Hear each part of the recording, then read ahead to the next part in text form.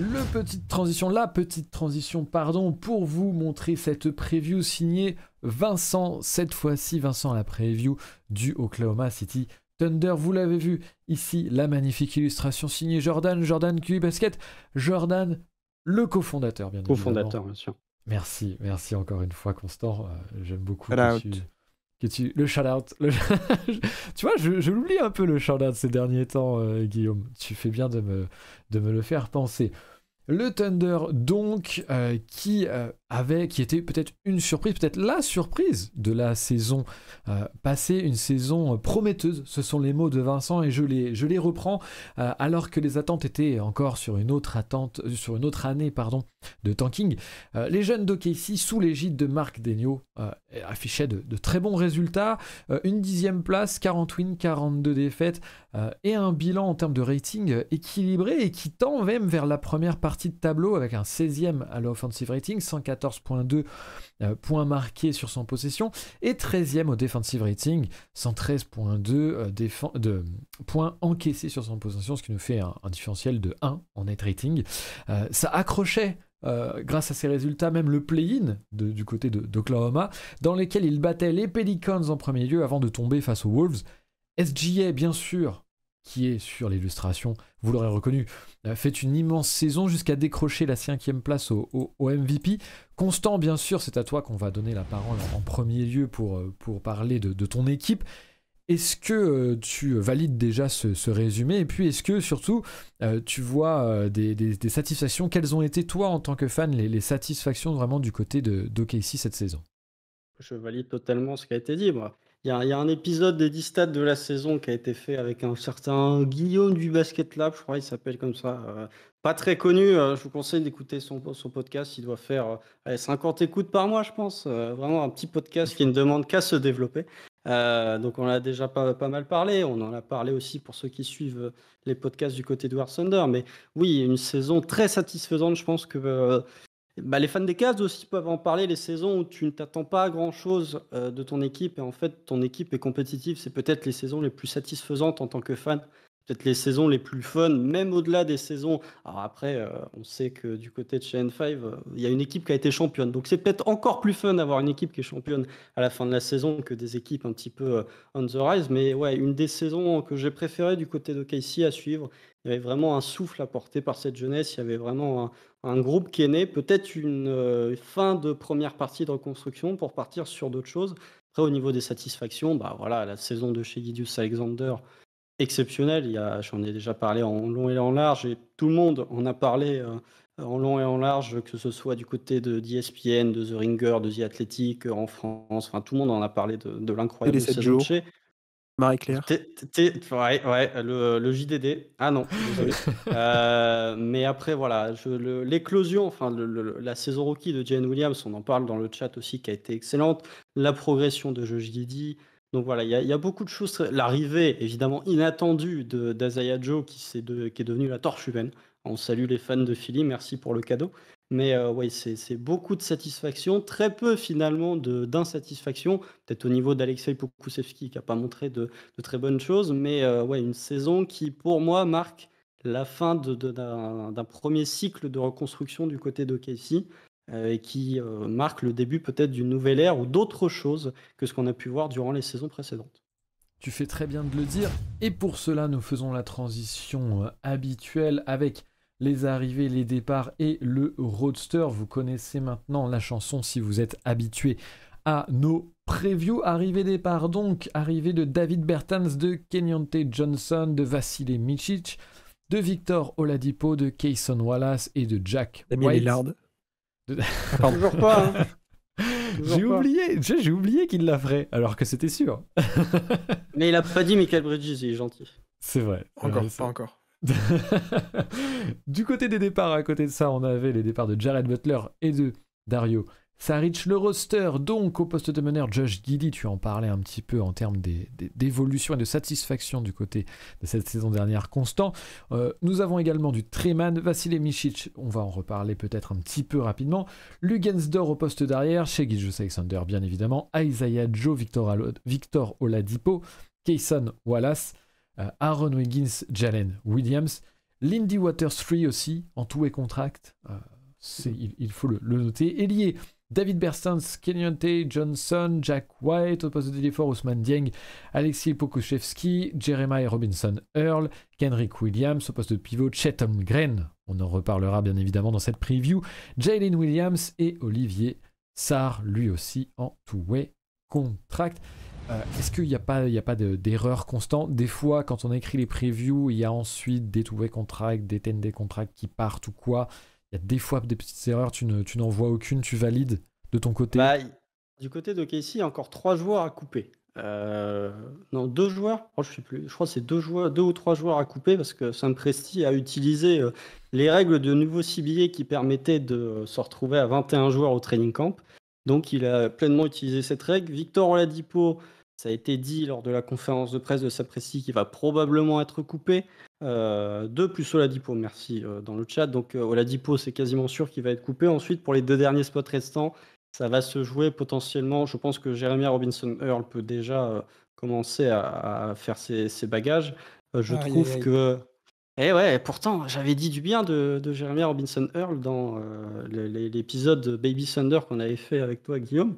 Mais là, ça va être difficile. Les moufles de JRE, pour ceux qui connaissent, ce grand spécialiste des moufles. Et je pense que le dernier spot va se jouer potentiellement entre Treman et Jack White, qui sont un petit peu sur la balance. Mais oui, au niveau du roster, assez peu de départs finalement pour des arrivées qui sont quand même pas très clinquantes. Effectivement, c'est pas Grant Williams comme certains fans de KC auraient pu vouloir, moi inclus, mais surtout l'arrivée d'un pivot qui a été drafté en numéro 2 de la draft 2022 et qui est très certainement la plus grosse arrivée du Thunder cette saison. Je tiens à dire, excuse-moi, je sais peut-être Constant tu seras choqué par ce surnom, mais je le trouve incroyable et je dois le mentionner à l'oral, mais Nodi Gidi est incroyable, peut-être un des meilleurs surnoms de la ligue. Nodi Gidi, ça me choque pas tant que ça. Non, mais c'est pour la référence musicale. Ah, mais je l'ai. Très bon morceau d'ailleurs, Nodi Gidi. Mais même juste le surnom Nodi Gidi, ça me choque pas en soi. Ah oui, d'accord, par rapport au jeu, etc. Oui, d'accord. Ouais. On y reviendra peut-être ensuite. Non, tu parlais justement des arrivées, du peu d'arrivées peut-être moins claquantes. Il y a des petites choses quand même qui vous interpellent ou pas, que ce soit Cason Wallace, Vasilij Micic. Est-ce qu'il y a des choses sur lesquelles vous voulez plus parler en termes d'arrivée, ou je passe à la suite où je fais mon tunnel sur les 2 joueurs? Vasilij Micic quand même. Parce que c'est un peu une arlésienne du côté d'OKC. OKC a récupéré... Alors Micic déjà, il est drafté lors de la draft 2016. C'est pour vous dire à quel point ça remonte. OKC a récupéré les droits aux Sixers en novembre 2020. C'est au moment de la draft et du trade où le Thunder récupère Al Horford pour le renvoyer aussi sec du côté de Boston. Je pense qu'à Philly, ils étaient bien contents, de façon ironique, de revoir Al Horford avec un maillot de Boston 1 an après l'avoir tradé. Et Micic, on sait que ça a été très compliqué pour le faire venir. 2021, il n'a pas voulu venir. Il a même utilisé globalement le Thunder pour avoir une renégociation contractuelle du côté de l'Europe. En 2022, d'après ce qui avait été dit par Sam Presti, ça n'avait pas été si loin que ça de se faire, mais ça ne s'est pas fait. Et cet été, très honnêtement, du côté de la fanbase d'OKC, personne ne croyait en l'arrivée de Micic. Tout le monde s'était dit, bon, c'est fini, il ne viendra pas. Et finalement... 40 minutes après l'annonce de la demande de trade de Damian Lillard, il y a eu une autre Washbond qui est l'arrivée de Vasilij Micic au OKC. Bizarrement, ça a fait moins de remous que la demande de trade de Lillard. Je trouve ça assez étonnant et je trouve ça assez immérité. Mais blague à part, non. Vraie arrivée, je trouve, du côté de Vasilij Micic, avec son lot d'incertitudes. Mais dans la grande lignée des joueurs européens qui se décident de faire le saut du côté de la Grande Ligue, c'est peut-être celui qui me paraît le plus adapté pour réussir. Je t'en prie, Guillaume, vas-y. Non, j'allais juste dire une connerie. Vous allez sur la page Basketball référence de Micic et regardez la prononciation qui a été décomposée par les Américains. Il y a VAH-SIL-YE, comme il dit, mi-Chic. C'est absolument incroyable. Merci les Américains. Au moins, ils ont essayé de faire l'effort, c'est déjà ça. Parfois, je doute que tout le monde fasse l'effort réel. Donc, on a encore des Nikola Jokic mal prononcés, tu imagines. Alors, Luka Doncic. Ouais. Oui, aussi. Francky Nicotine aussi. Comme ça. Vasilij Micic, pour ceux qui ne connaîtraient pas, alors qu'on a des admirateurs a priori dans le chat, puisque Doc Ryder qui nous dit Micic enfin en NBA avec un petit Twitch Love. Love, pardon, nous dit également que j'espère juste que ça se fera pas comme Teodosic, bien sûr, et qui nous ajoute mais elle est fausse leur prononciation. Effectivement, ce sont des ricains. Vasilij Micic, donc multiple MVP en Europe, hein. Meneur très complet s'il en est au scoring, avec du shoot extérieur et aussi de l'organisation, bien sûr, une très grande maîtrise du pick and roll. Vous imaginez bien qu'on ne devient pas multiple MVP en Euroleague et en Europe au global même d'ailleurs, sans maîtriser les bases du pick and roll en tant que meneur.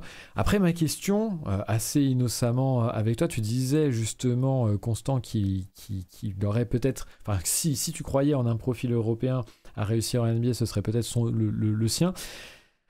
Est-ce qu'il aura du temps de jeu? À quel point il aura du temps de jeu du côté du Thunders, notamment sur la ligne arrière? On sait que c'est un petit peu blindé. Est-ce que tu imagines ça possible durant la saison? Constant, par rapport au temps de jeu de Micic, qu'est-ce que tu imagines voir? Alors déjà, j'ai eu la chance d'avoir quelques insights du training camp d'OKC par quelqu'un que vous connaissez peut-être, mais que je ne citerai pas. Mais si vous fouillez du côté de Santa Clara, vous devinerez rapidement de qui je veux parler. Micic a été celui qui a le mieux performé de tout le training camp du côté d'OKC. Ça veut dire ce que ça veut dire, mais au niveau de sa blessure, ça montre qu'il est globalement en forme.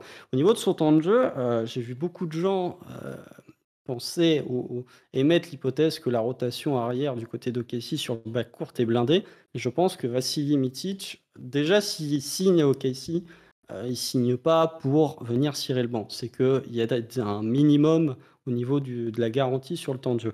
Je pense que la rotation extérieure du Thunder, si on exclut le fait que, évidemment, Josh Giddey et Shai Gilgeous-Alexander vont être les deux titulaires, je pense que ça peut être ton premier guard en sortie de banc, même devant Cason Wallace. On en reparlera peut-être un peu après, mais qui lui a un temps de jeu qui sera un peu plus fluctuant. Je suis même pas surpris s'il va faire un petit peu de G-League. Donc pour moi, Micic, ce sera ton premier guard en sortie de banc, de par ce qu'il t'apporte, de par son vécu aussi, parce que une des critiques qui a été faite sur le Thunder, c'est qu'il n'y a pas de vétéran, mais quand on voit tout ce qu'a pu connaître Vasilij Micic du côté de l'Europe, on est quand même sur un joueur qui a du passif et qui sait gérer les moments chauds.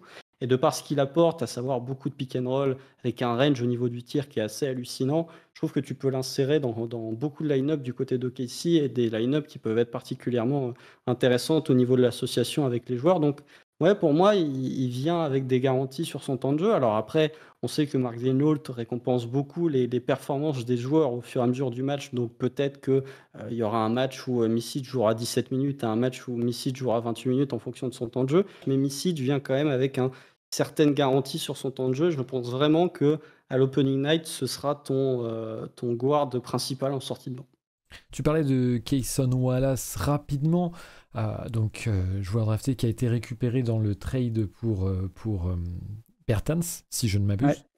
Ouais. On peut un défenseur first, on peut le dire, sur les postes extérieurs, c'est d'abord ça qui l'a fait connaître. J'en profite bien sûr, puisque je n'ai pas été sur le profil d'envergure ainsi que sur une vidéo pour rien. Je vous l'envoie bien évidemment comme d'habitude dans le chat. Vous pouvez le voir ici à l'écran rapidement. Donc un défenseur first sur les lignes extérieures qui a des petites choses prometteuses, notamment sur le playmaking, qui pourrait être un créateur secondaire, tertiaire, qui a un flotteur élite, même si c'est pas forcément le type de shoot qui sont encouragés en NBA, et peut-être moins au Thunder, puisque à côté de ça, l'extérieur a peut-être un petit manque sur l'agressivité, là où OKC pourtant met l'accent bien sûr sur le drive. À côté de ça, c'est un shooter plutôt correct a priori. En tout cas, c'est un work in progress sur le shoot et il pourrait faire montre de ce genre d'évolution là-dessus.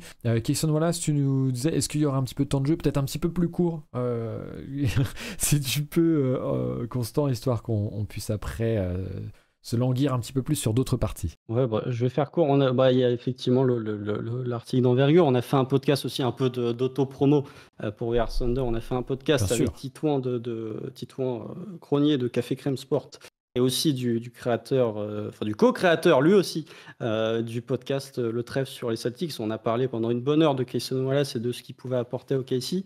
Globalement, c'est assez incertain parce que il a joué sous John Calipari. Donc, globalement, jouer sous John Calipari, c'est quelque chose que je ne souhaite à personne. Encore plus quand tu es un guard qui joue sous John Calipari. On a vu la sous-utilisation de guards chez lui et le nombre de guards qui se sont développés dès qu'ils ont quitté l'écosystème Kentucky. Même chez Gius Alexander fait partie de ces joueurs-là, Tyrese Maxey récemment. Donc, voilà, c'est un joueur qui s'est retrouvé avec une saison assez paradoxal, puisque en début de saison, il partageait beaucoup la balle avec un autre meneur dominant qui était dans sa 3e ou 4e année au NCAA. Il y a eu ce joueur-là s'est blessé, donc Cason Wallace s'est retrouvé avec beaucoup plus de responsabilités balle en main. Il y a eu des blessures au dos, donc effectivement, comme tu l'as dit, work in progress, c'était l'un, si ce n'est le meilleur défenseur de la QV l'an dernier, très bon sur le jeu off-ball, très bon sur le jeu on-ball aussi. Donc en attaque, c'est un peu plus difficile. Il a du mal vraiment à créer de la séparation au niveau de son dribble ou même d'accéder au panier. Mais il y a une notion de tir et il y a des notions au playmaking. Ça rejoint ce que veut Sam Presti, à savoir des joueurs polyvalents, que ce soit en attaque comme en défense. Mais effectivement, il y a pas mal de travail. Et OKC, peu importe la place où a été sélectionné le joueur, n'est jamais reluctant, donc ne renonce jamais, en tout cas ne donne jamais de statut aux joueurs, peu importe leur place de draft. Donc, pas surpris si ça ne fonctionne pas sur les premiers matchs, qu'ils fassent des petits tours en G-League pour se former.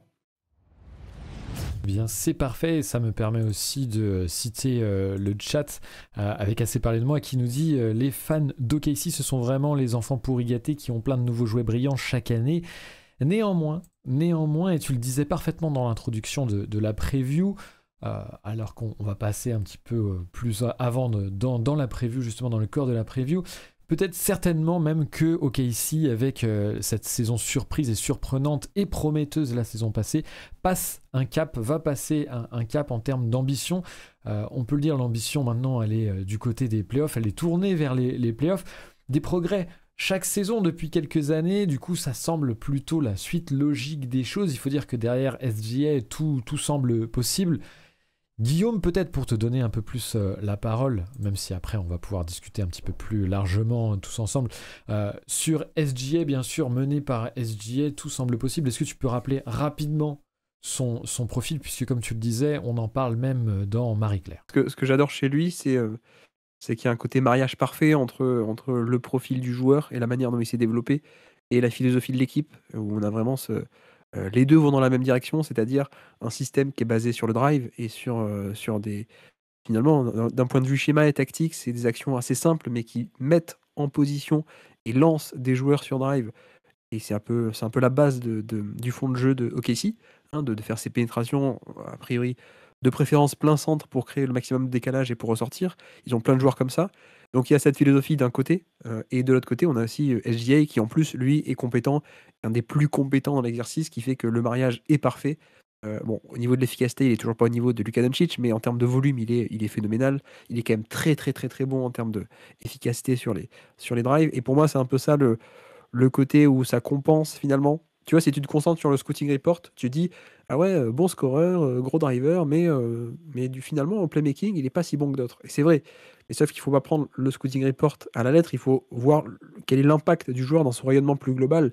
Et pour moi, c'est là-dessus où son manque de passing est largement compensé en fait par cet aspect de décalage qu'il va créer, parce que c'est la première étincelle d'un système qui est basé sur le drive, qui est basé sur cette capacité à créer des décalages de par le drive.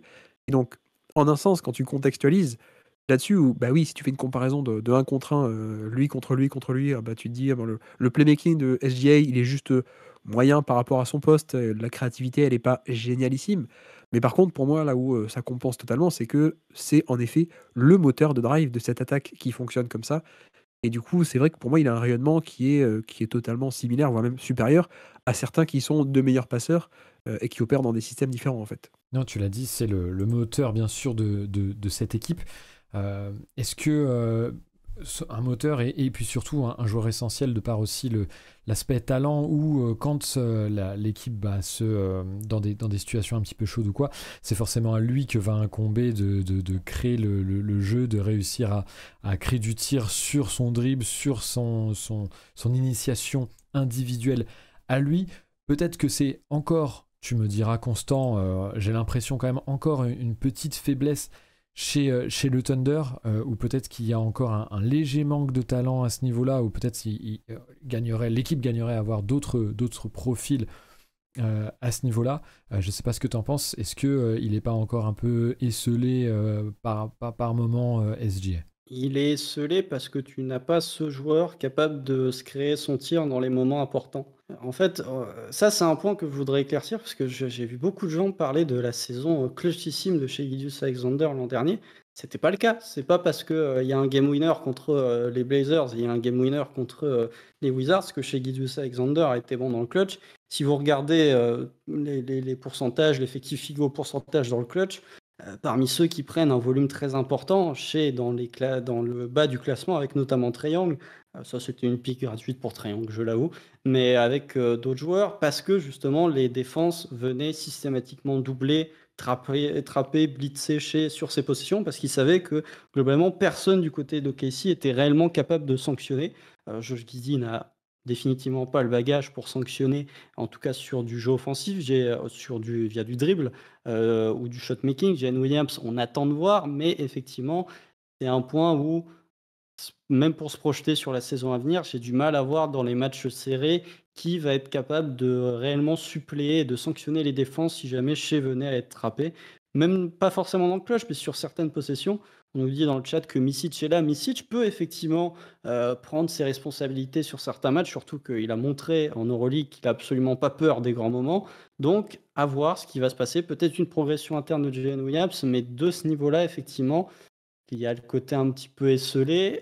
Et je voudrais juste revenir sur un petit point qu'a mentionné Guillaume, c'est qu'au niveau de son playmaking, on parlait du fait que le playmaking de Shea comparé à son poste n'était pas génial, mais c'est très subjectif et je peux me tromper. Je préfère largement le playmaking de Shea Gilgeous-Alexander que le playmaking de Donovan Mitchell. Non pas au niveau de la créativité, mais de ce qu'amène le playmaking qui, pour moi, est de meilleure qualité du côté de Shea que du côté de Donovan Mitchell.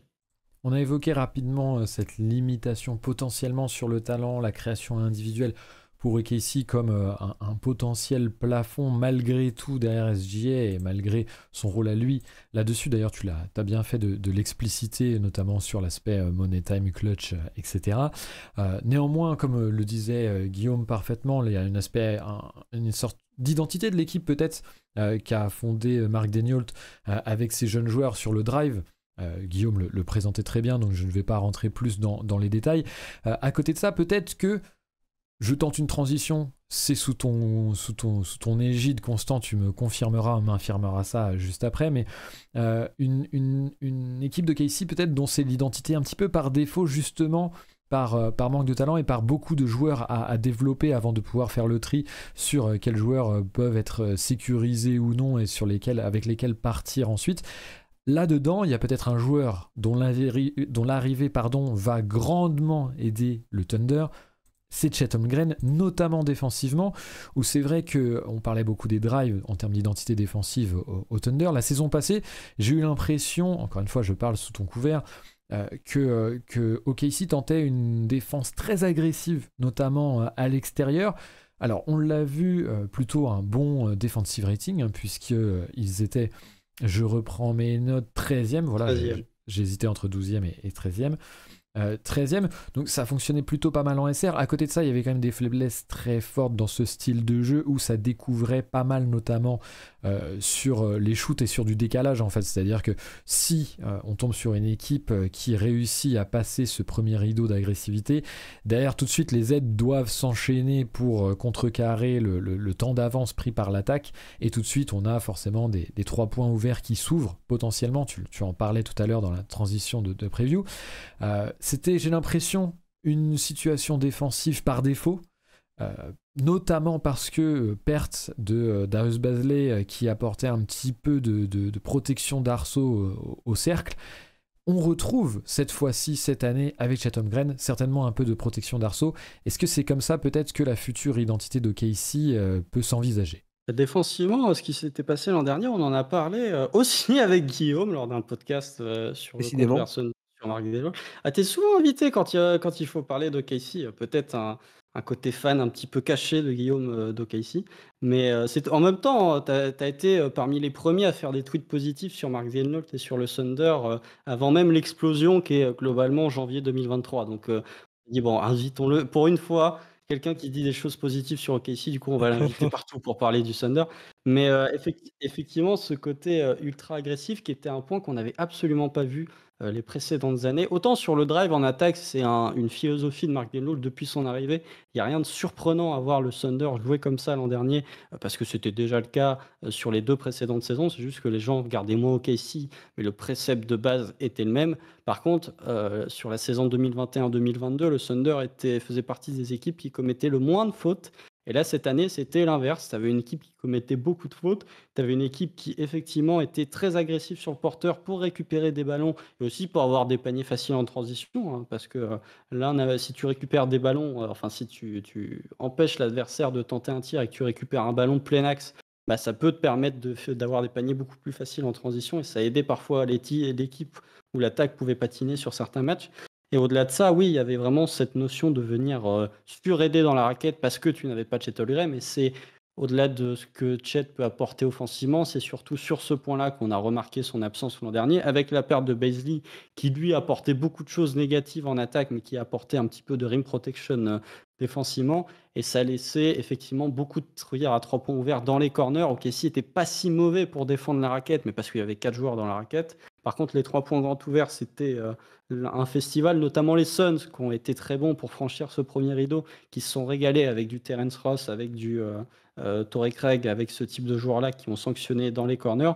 Donc, je ne sais pas si OKC va rester sur ce précepte défensif avec l'arrivée de Chet Holmgren, à voir. Je pense que ça ne va pas être tout l'un ou tout l'autre. Je pense qu'il y aura quand même des situations où tu seras très agressif sur porteur. Et tu peux aussi te dire que l'an dernier, tu étais très agressif, mais tu avais peur qu'une fois ce premier rideau dépassé, tu te retrouves avec 2 paniers offerts pour l'adversaire. Là, tu peux te dire, j'ai Chet Holmgren derrière moi, donc je peux être encore plus agressif parce que je vais avoir un protecteur de cercle de grande qualité qui, même si le premier rideau est dépassé, peut quand même empêcher l'attaque de scorer. Guillaume, par rapport à cette arrivée de Chet Holmgren, toi, je sais que tu l'avais pas mal scouté, malgré une perte de données de disque dur, n'est-ce pas? Il l'a récupéré, on attend toujours le live, hein, Guillaume. Je voulais le faire là, mais il y a des lives QI Basket tous les soirs. Comment je fais là? On prend un petit peu la place, mais on a laissé une semaine avant la reprise, donc il y aura un créneau largement. Et puis on ne doute pas du fait que Chet Holmgren se montrera suffisamment pour que tu aies plein d'occasions pour lancer ça, et on sera présent bien évidemment. Au moins dans le chat, sûrement dans le chat.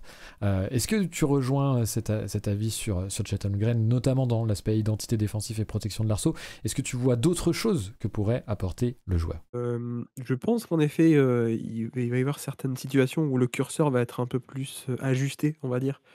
Parce que là, le plan de OKC, c'était en effet on n'a pas de vrai protecteur de panier, du coup, qu'est-ce qu'on fait? On fait venir tout le monde avec Z hyper agressif dans la raquette pour boucher l'espace, de facto.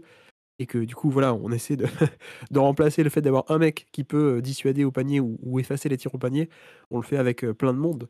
Donc il y a un peu, pour caricaturer, hein, mais c'était un peu ça, les schémas très agressifs du no-middle de OKC. Et c'est vrai qu'avec Chet, tu peux te dire, bon, en un sens, tu auras moins besoin de faire ça, donc peut-être qu'il peut y avoir un ajustement. J'avoue que de mon côté, je me demande à quel point est-ce qu'il n'y aura pas trop d'ajustement, mais au contraire, on va rester comme ça, et ça va pas propulser OKC dans un univers, enfin un niveau de défensif totalement différent et bien supérieur en fait. Parce que si tu fais ces mêmes schémas, mais qu'en plus, non seulement tu concèdes peu de tirs au panier, mais en plus, ceux que tu concèdes, tu les défends très bien, ce qui n'était pas forcément le cas en 2023, bah, du coup, ouais, potentiellement, tu peux avoir une défense qui va gratter le top 10 ou peut-être top 5. Hein, j'exagère peut-être un peu, mais c'est un peu l'idée, quoi. J'avoue que je suis assez intrigué par ce que va faire défensivement Marc Daniel. Je sais toujours pas prononcer son nom, hein, vous avez vu, mais. Ouais. C'est le running gag. Oui, tout à fait. Mais je l'adore et malheureusement, j'arrive pas à prononcer son nom. Mais non, je pense que les schémas pourraient rester très agressifs et non pas se dire, bon, mais comme on a Chet, on peut lever le pied de l'accélérateur. Je pense qu'au contraire, ça va être, on garde les mêmes schémas et avec Chet, ça va être d'autant plus redoutable. Et ça peut être vachement intéressant parce qu'en plus, on a aussi quelqu'un qui, pour moi, n'est pas qu'un protecteur de panier. à la Gobert, à la Jarrett Allen, cette sorte d'encre défensive. Chet, c'est aussi quelqu'un d'extrêmement mobile et polyvalent.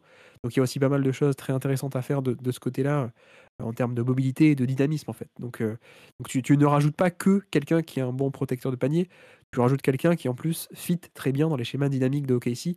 Et ça, j'avoue que j'aime beaucoup. Guillaume parlait de l'aspect dynamique potentiellement du joueur. Vincent le notait aussi dans la preview. Et là, ce sera une vraie question pour toi, Constant, parce que je me la pose totalement et je suis d'ailleurs un peu sceptique avec ce que disait Vincent dans la preview pour le coup. Il parlait du fait et tu en parlais tout à l'heure avec 2 ancres défensives dans la raquette en parlant des Cavs tout à l'heure, Constant. Est-ce que c'est imaginable de voir Chet en poste 4 avec un pivot, peut-être Jalen Williams, justement dans la raquette, ou au contraire, tu es assez d'accord avec Guillaume pour dire qu'on restera peut-être sur des schémas un peu plus agressifs, collectifs, et on sait que le OKC aimait notamment jouer avec très small ball, avec Jalen Williams pour le coup, au poste de pivot entre guillemets. Qu'est-ce que tu vois plus se dessiner pour la saison passée à ce niveau-là? Je pense que les deux seront testés, mais qu'on aura quand même de façon prioritaire Chet au poste 5. C'est-à-dire que les scénarios un peu rêvés par les fans de Casey de la saison rookie de Chet, c'est la saison rookie de Jarrett Allen, à savoir plus un poste 4 avec un joueur capable de prendre le premier contact et Chet qui est un peu plus utilisé en tant que roamer. Je pense que ça n'arrivera pas. Je pense qu'il sera directement envoyé au poste 5. Alors, ça peut avoir ses qualités comme ça pourra avoir ses défauts. Je pense qu'il n'y aura pas de volonté de cacher, entre guillemets, Chet de ce niveau-là. Surtout que Jalen Williams, défensivement, on n'est pas sur Jarrett Allen, hein. C'est-à-dire que c'est très compliqué. Autant il peut apporter de belles choses en attaque avec son jeu de passe et avec son adresse à 3 points, autant défensivement, le drop de Jalen Williams, c'est quasi systématique et les défenses ont très vite compris comment utiliser la défense de Jalen Williams sur pick and roll pour exploiter la défense de Casey et La pour quoi? se donner des tirs. La défense de La Casey. défense de Jalen Williams? Oui, oui, bah, justement, tu vois, la défense de Jalen Williams, je fais du drop et mon drop, je le fais, je recule de 4 mètres, quoi. C'est vraiment pas, je reste dans la zone intermédiaire où potentiellement je peux monter s'il y a un tir à 3 points qui est pris juste après la pause d'écran. Donc peut-être qu'il sera utilisé en tant que roamer, mais vraiment sur de courtes séquences. Et de toute façon, de ce qui est sorti et de ce qu'on pouvait se douter, le 5 majeur du Thunder, ce sera Jalen et non pas Jalen, celui qui a été deuxième du classement du rookie de l'année au poste 4. Chet Holmgren au poste 5. Donc, les fins de match se feront avec Chet au poste 5. Les débuts de match se feront avec Chet au poste 5. Il sera jeté dans le grand bain, pour le coup. Au moins comme ça, c'est clair. Merci beaucoup pour ces précisions, Constant. Bien sûr, Titi Carlito, dont c'est la première fois dans le chat et dont on salue la première fois, du coup, bienvenue à toi. D'ailleurs, j'en profite pour saluer Philzoff tout à l'heure qui était arrivé bien sûr aussi dans le chat avec un petit peu de retard. On vous salue, on espère que vous êtes encore là. Chet, ça c'est Titi Carlito qui nous le dit, Chet et l'année 2 de Jalen Williams peuvent aider et varier l'attaque. On revient un petit peu à l'attaque, on a parlé défensif avec ce qu'apporterait le rookie du coup, puisque malheureusement il ne jouait aucun match l'an dernier suite à sa blessure de début de saison.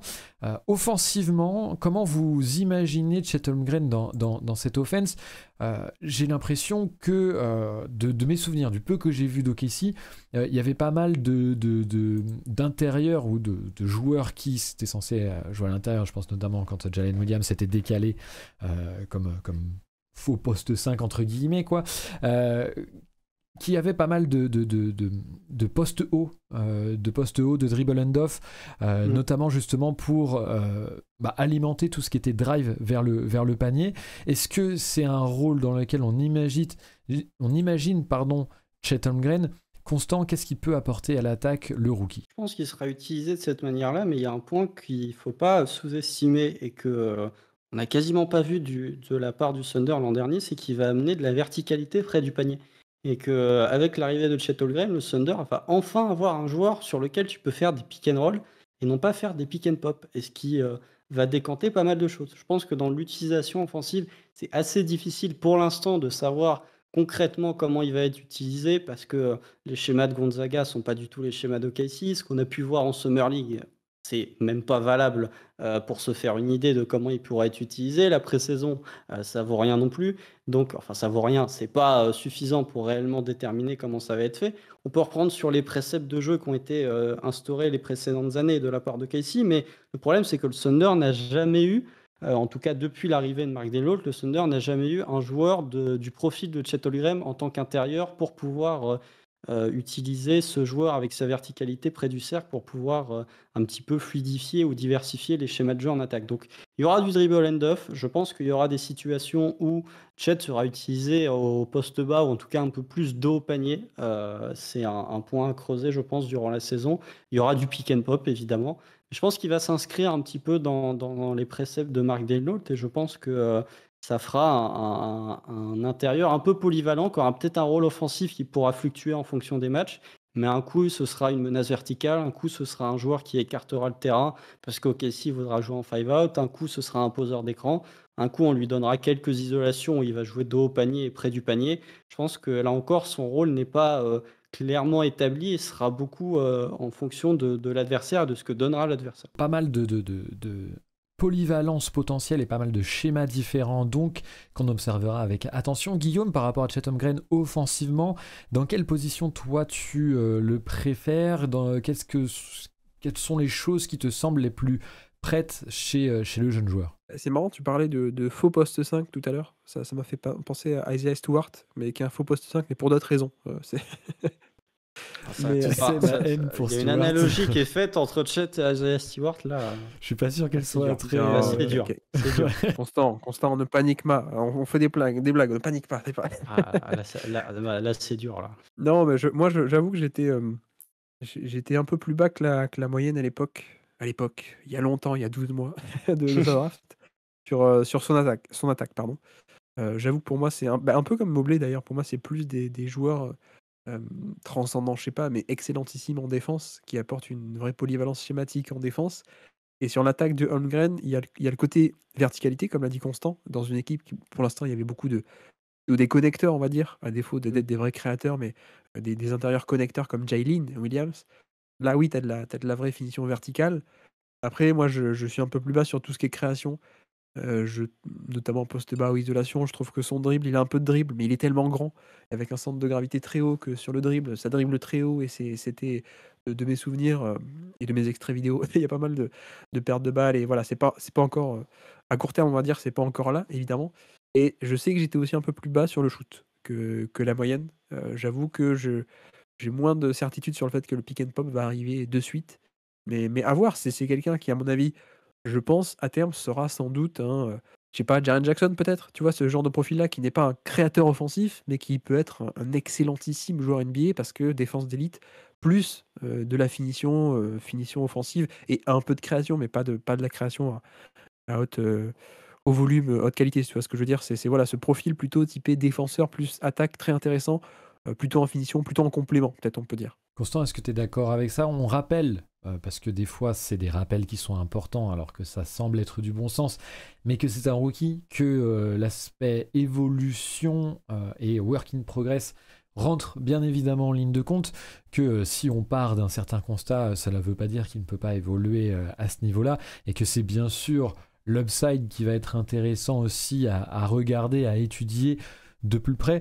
Constant, peut-être avant de passer à un autre point là-dessus, sur le potentiel du rookie offensivement et par rapport à ce que disait Guillaume, est-ce que tu le rejoins sur certains points, sur d'autres non? Comment tu te places? Oui, je suis d'accord que Chet Holmgren est avant tout un prospect défensif avant d'être un prospect offensif, qu'en attaque, il y a quand même pas mal de progrès à faire, notamment au niveau du dribble où je suis complètement d'accord avec Guillaume, il y a énormément de progrès à faire.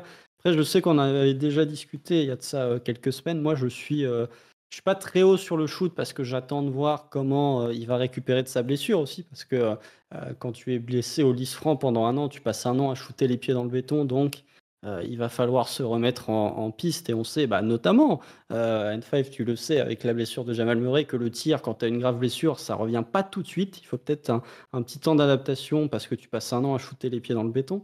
Je trouve qu'il y a un point sur lequel, pour moi, on sous-estime un petit peu Chet, ou qu'il y a un point qu'on n'avance pas trop lorsque on parle de Chet Holmgren en attaque, c'est que c'était l'un des meilleurs finisseurs près du cercle sur sa saison à Gonzaga, et que je sais que c'est un point où, au-delà du tir, tu vas avoir une verticalité et tu vas avoir un très bon finisseur près du cercle avec une palette assez intéressante dans ce domaine-là.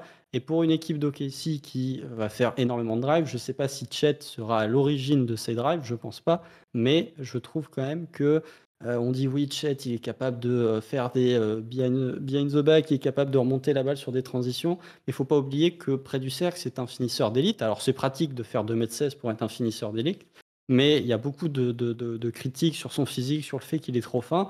C'est un joueur qui n'a pas peur du contact, et que ce soit en défense ou que ce soit en attaque. Et je trouve que avoir ce côté vertical plus aux finitions près du cercle est quelque chose qui manquait à OKC, parce que malgré le nombre de drives, tu as assez peu de joueurs qui sont au-dessus de la moyenne en termes de réussite près du cercle, notamment Lou Dort, qui est l'un des pires finisseurs près du cercle. Avoir un autre joueur capable de finir à des pourcentages très élevés, ça peut ajouter une nouvelle arme offensive à OKC. Tu parlais des shoots au panier constants et du fait que Chet Holmgren pourrait ajouter ça encore un petit peu plus à l'attaque d'OKC.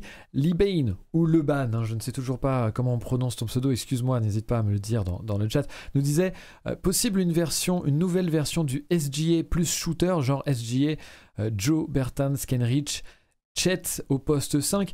Je cite ce commentaire, alors déjà on va pouvoir y répondre, mais aussi pour citer une nouvelle fois la preview de Vincent, qui faisait une partie peut-être sur le spacing et le tir extérieur à OKC. On sait que c'est quelque chose qui était peut-être une faiblesse dans l'attaque du Thunder les saisons précédentes. Encore plus peut-être avec les départs qu'il y a eu, alors même s'il y a eu des arrivées pour compenser, mais c'est vrai qu'on note quand même peut-être peu de purs shooters dans l'effectif. Isaiah Joe, Bertans, qu'est-ce qu'on a comme autre shooter potentiellement? Qu'est-ce que tu vois par rapport à cette difficulté-là, si c'en est une, constant pour l'équipe? En fait, c'est une critique que je comprends au niveau du tir, mais avec laquelle je ne suis pas forcément d'accord. Déjà, OKC a bien progressé au niveau du tir à 3 points, puisque en pourcentage de réussite, les deux précédentes saisons, donc la 20-21 et la 21-22, OKC était dernier en pourcentage de réussite à 3 points. Les 2 années, le back-to-back. Cette année, OKC est monté jusqu'au 18e rang, je crois, en pourcentage de réussite à 3 points. J'ai pas la stat exactement. J'ai cru que tu allais nous faire le... Alors, on part de loin, on s'est quand même amélioré, on est passé de 30 à 28. Non, on est passé de 30 à 17 en 17 pourcentage de réussite. Nous dit Libain aussi dans le chat. Donc oui, effectivement, c'est quand même significatif. Et sachant que les bons shooters d'OKC, ils se comptaient sur les doigts d'un doigt, je ne me trompe pas en disant les doigts d'un doigt, à partir de la mi-février avec les blessures. Et au niveau du spacing, je peux comprendre les critiques. Pour moi, le spacing d'OKC, c'est des joueurs, enfin c'est très théorique. C'est un petit peu comme sur le banc, c'est qu'il y a des joueurs qui sont capables de shooter. Alors effectivement, il y a Isaiah Joe. On va voir si c'était pas une fluke season d'Isaiah Joe, parce que 41% de réussite à 3 points sur quasi 5 tentatives, c'est quand même très élevé. Jalen Williams, qui avait absolument aucun shoot à 3 points à Arkansas, est devenu un joueur qui tirait à 41% à 3 points sur 2 tentatives l'an dernier. Aaron Wiggins a été capable de sanctionner. Kenrich Williams, qui est un joueur qui est souvent exclu ou un peu mis de côté sur les previews du Thunder, alors que c'est l'un des joueurs les plus importants d'OKC, parce qu'il peut te permettre au niveau des line-up notamment d'être utilisé en tant que small ball 5, et on n'en parle pas assez souvent selon moi de Kenrich Williams. L'arrivée de Davis Bertans, qui va reprendre le rôle qu'a pu avoir Mike Muscala, à savoir je ne vais pas jouer tous les matchs, mais je vais être utilisé en tant que joker pour apporter de la réussite à 3 points et pour créer un petit peu de la qualité, pour écarter un petit peu le terrain. Vassili Micic, qui est quand même loin d'être un mauvais joueur à 3 points. Alors on va voir comment ça va se transformer sur la NBA. Kayson Wallace, c'est pas si mauvais que ça à 3 points, en tout cas ce qu'il a montré à Kentucky. Au niveau du 5, c'est un peu plus. Non, vous savez pas que j'ai pas pardon. Ah, J'ai dit Klay Thompson. Oui, non. Définitivement pas. Mais Klay Thompson aime beaucoup OKC. D'ailleurs, c'est grâce à nous que Klay Thompson a un surnom. Ça, c'est pas étonnant. Mais voilà. Et au niveau du 5, il y a plus d'interrogations. Il y a Lugensort, il y a Shai Gilgeous-Alexander, il y a Josh Giddey. Jalen Williams a montré de très bonnes choses sur la fin de saison. On va voir ce que ça va donner de Chet Holmgren, mais je trouve que Oui, tu n'as pas de shooter d'élite, hormis peut-être Isaiah Joe et Davis Bertans, mais tu as de moins en moins de non-shooters, contrairement aux années précédentes. Donc beaucoup d'interrogations, beaucoup de théoriques. Je peux comprendre qu'on ait quelques réserves sur le shooting, mais je me dis que si tu regardes les précédentes années de Casey, et même avant la reconstruction, si tu regardes les années de Russell Westbrook ou même les années avec Kevin Durant, en termes de banc, tu as peut-être le plus grand nombre de joueurs capables de sanctionner, je dis pas un niveau élite, mais peut-être un poil au-dessus de la moyenne. Donc, les critiques, je les comprends, mais je suis pas toujours en accord avec ça. Est-ce que Guillaume, la... vas-y. Ah Non, pardon, je t'en non prie. j'allais dire, C'est parfait. c'était pas une connerie en plus, hein. Non, c'était pas une connerie. Est-ce que la meilleure recrue sur le spacing, ce serait pas le... Comment il s'appelle? Chip Englane, non? C'est Il le était mec déjà là l'an qu'ils dernier, ont... donc Il était déjà l'an dernier, mais je veux L'entraîneur, dire, ça, c'est un truc qui va porter ses fruits petit à petit, je pense, qui peut faire du bien, parce que si tous tes titulaires passent de plus 2 à plus 5, par exemple, c'est quand même assez sympa, quoi. oui, bien entraîneur sûr, mais après. entraîneur au shoot, s'il en est, très respecté, très réputé dans Le la ligue, je gourou, ouais. préfite. Ouais, ouais. Je précise, pardon, pour ceux qui n'auraient pas la référence. Guillaume, peut-être pour un dernier mot sur cette équipe d'OKC. Bien évidemment, on est loin de dresser un profil et surtout un résumé exhaustif de la franchise, notamment avec autant de jeunes joueurs prometteurs. On vous enjoindra bien sûr, on vous invitera bien sûr à suivre l'équipe de We Are Thunder France qui fait du très bon boulot, notamment les podcasts disponibles sur la chaîne YouTube, notamment. En tout cas, moi, c'est de là que je vous suis. Je ne sais pas si c'est dispo ailleurs, Constant. Sur toutes les plateformes de streaming, il y a Bien des évidemment. lives sur Twitch, on en a fait. Effectivement. La team en a fait un dimanche sur quelques réactions sur quelques previews. Il y avait la preview de QI Basket notamment. Donc voilà, et puis pour les fans hardcore d'OKC, la première partie de la preview, parce qu'on est un peu comme Guillaume sur certains podcasts, on est tellement bavard qu'on est obligé de découper en deux parties nos podcasts, mais la première preview, la première partie de la preview sur accès un peu plus collectif du podcast preview sortira normalement, si tout va bien, d'ici dimanche sur la chaîne We Are Thunder. Voilà, donc J'ai comme remarqué ça, que tu n'étais pas là dans le live pour critiquer les previews des autres sites, Constant. c'était trop Tu violent. pensais que tu n'arriverais pas à te retenir, c'est ça? Non, c'est pas ça, c'est déjà montré qu'il n'y a pas que moi sur la chaîne We Are Thunder, et puis aussi parce que je trouvais que ce qu'on allait dire, enfin ce qu'elle est dit durant le live réaction preview, ça empiétait un petit peu sur le podcast preview, donc je suis en accord avec Pierre aussi. On s'est dit, bon, permettons à ceux qui sont un peu plus dans l'ombre et qui travaillent un peu sur le site de pouvoir exprimer leur avis, c'est pas plus mal. Puis les gens en ont marre de m'entendre tout le temps, donc ça fait un peu de Ouais, bien de changer un petit ouais, peu. ouais. Saloperie de Guillaume qui profite lâchement de la chose. Justement, peut-être pour conclure du coup cette preview, je te laisse la main, Guillaume, dans un premier temps, avant de laisser bien sûr le mot de conclusion à Constant.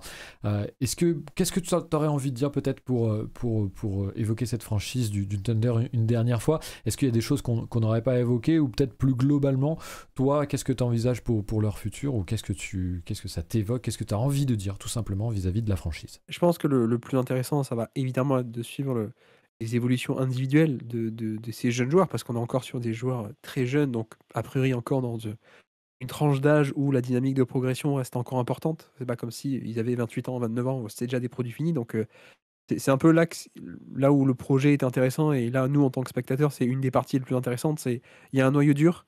Maintenant, c'est les années où, là, cette année, l'an prochain, peut-être l'année d'après, les 2-3 ans, où c'est les années charnières où on va se dire, OK, à quel point est-ce que le projet peut aller haut, en fait, parce que ça va dépendre, en fait, de à quel point est-ce que les joueurs, les individualités arrivent à se développer. Je prends un des cas les plus intrigants et les plus fascinants pour moi, c'est celui de Josh Giddey.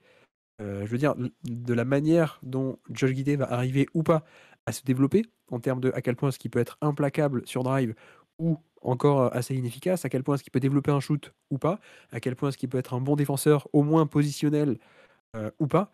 Tu vois, c'est plein de facteurs comme ça qui peuvent en fait déterminer vachement l'avenir du Thunder et redessiner le projet en un sens.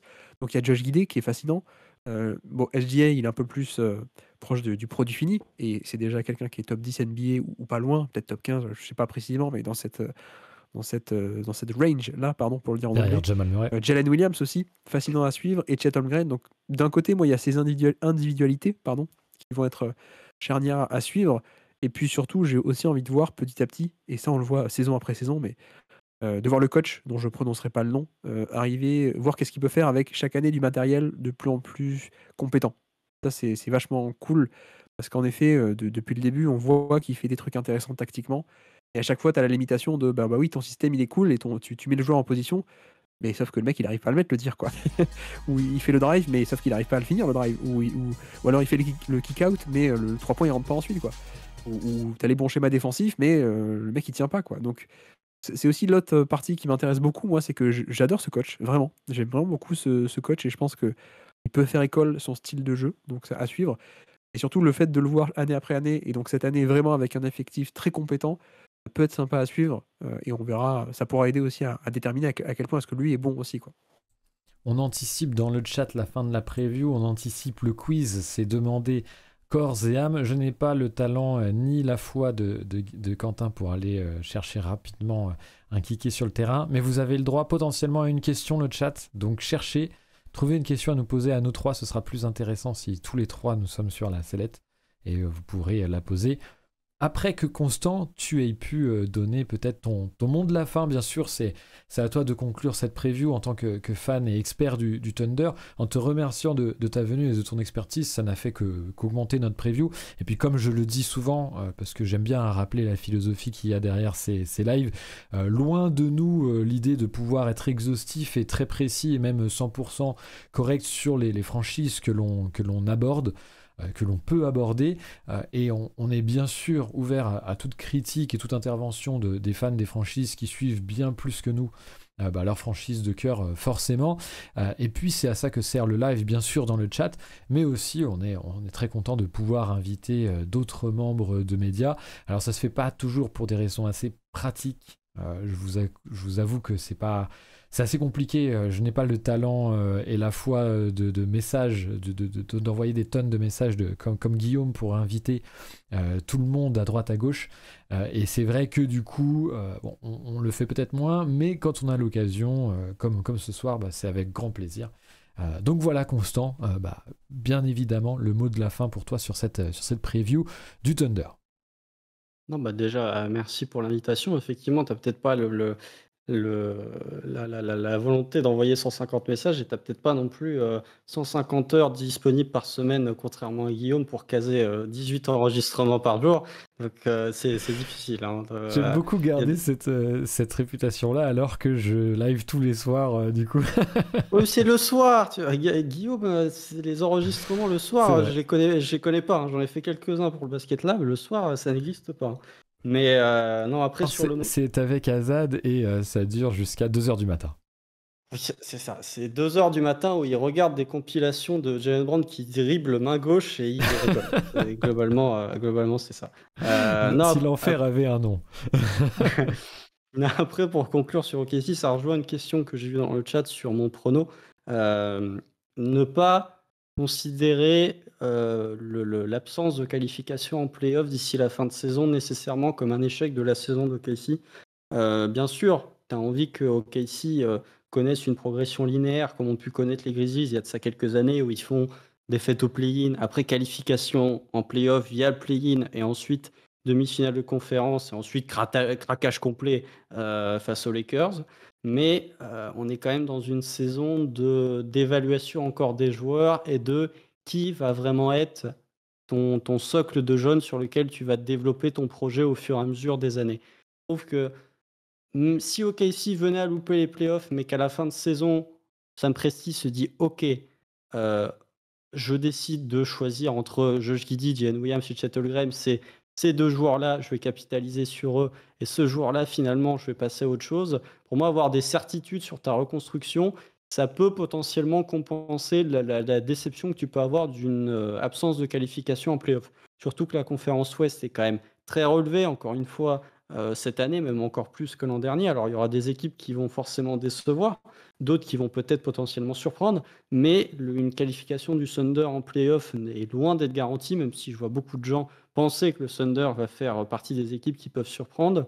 Malgré tout, ne pas oublier que tu es quand même sur une franchise très jeune qui doit être potentiellement encore la moyenne d'âge la plus jeune de toute la NBA cette saison, malgré le fait que tu sois une équipe qui a remporté 40 matchs l'an dernier. Donc, même s'il n'y a pas de qualification en play-off, ne pas oublier quand même que tu es sur un processus de reconstruction et que tu es dans une période où tu cherches encore des garanties sur les joueurs de ton socle. Tout le monde vise les playoffs, nous dit Philzoff, alors que Kamel l'Ancien nous dit que beaucoup d'ajustements sont à faire cette saison, va être attendu et la conférence s'est relevée, même en 10 c'est une bonne saison, en plus on va être attendu effectivement, et tu fais bien de le dire que même si l'ambition est là, il y a encore un petit peu de marge malgré tout pour OKC, on est loin d'être dans une situation d'urgence et il faut aller voir un peu au-delà du résultat pour voir si amélioration il y a ou non.